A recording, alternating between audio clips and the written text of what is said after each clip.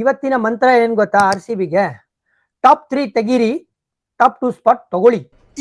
ಇದು ಆಕ್ಚುಲಿ ಚೆನ್ನಾಗಿರೋದು.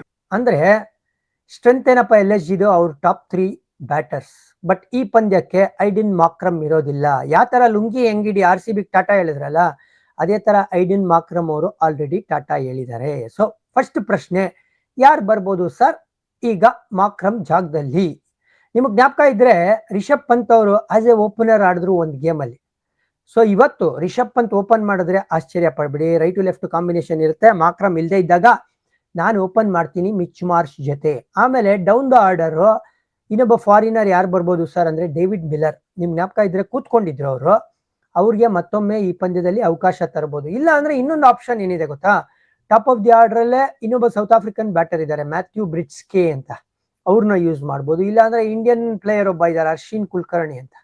But ನಂಗೇನೋ doubt ಅರ್ಶಿನ್ Kulkarni ಬರೋದು. ಫಸ್ಟ್ ಪ್ರಿಫರೆನ್ಸ್ ಏನ್ ಮಾಡ್ಬೋದು ಅಂತ ಹೇಳಿದ್ರೆ, ರಿಷಬ್ ಪಂತ್ ಆಸ್ ಓಪನರ್ ಬಂದು ಮಿಡ್ಲ್ ಆರ್ಡರ್ ಅಲ್ಲಿ ಡೇವಿಡ್ ಮಿಲ್ಲರ್ ಬರ್ಬೋದು. ಯಾಕಂದ್ರೆ ನೀವು ನೋಡಿ ಟಾಪ್ 3 ಆದ್ಮೇಲೆ ಅವ್ರು ಮಿಡ್ಲ್ ಆರ್ಡರ್ ಸ್ವಲ್ಪ ಬದೋನಿ ಒಬ್ರೆ ಕನ್ಸಿಸ್ಟೆಂಟ್ ಆಗಿ ಆಡ್ತಾ ಇರೋದು.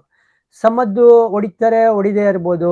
ಡೇವಿಡ್ ಮಿಲ್ಲರ್ ಬಂದ್ರೆ ಬಲ ಇರುತ್ತೆ ಅಂತ ಯೋಚನೆ ಮಾಡ್ಬೋದು. ಪಂತ್ ಆಮೇಲೆ ಮಿಡ್ಲ್ ಆರ್ಡರ್ ಅಲ್ಲಿ ಈ ಸೀಸನ್ ಏನು ಧಮಾಕ ಮಾಡಿಲ್ಲ. ಅಟ್ಲೀಸ್ಟ್ ಓಪನಿಂಗ್ ಬಂದ್ರೆ ಟಾಪ್ ಆಫ್ ದಿ ಆರ್ಡರ್ ಒಂದ್ ಸ್ವಲ್ಪ ಟಾಪ್ ಎಡ್ಜ್ ಅದು ಇದು ಆಯ್ತು ಅಂತ ಹೇಳಿದ್ರೆ ರನ್ಸ್ ಬರ್ಬೋದು ಅಂತ ಯೋಚನೆ ಮಾಡ್ಬೋದು.